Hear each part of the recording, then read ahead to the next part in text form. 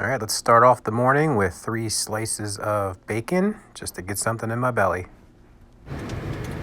All right, so stopping at Sheetz, got me a coffee. I'm gonna eat me these Quest Protein Ranch chips and some of these Jack Links. All right, add in breakfast. We had 3 slices of bacon. So we'll add that in. 3 slices. And there's breakfast. All right, let's go ahead and add in our snack before we go walking. Let's scan that in. So protein chips. And that's going to be 1 bag.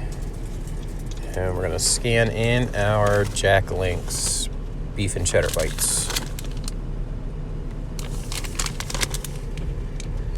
And that's 4 ounces. And there's our totals for breakfast and lunch. All right, everybody, we're going to Cunningham Falls Park. We got the Cookie Monster. We got Austin. We got DJ. And we got the Prego up here. Yeah, and Little Baby, which we don't know the name for, so we got to still figure that out. All right, let's get walking.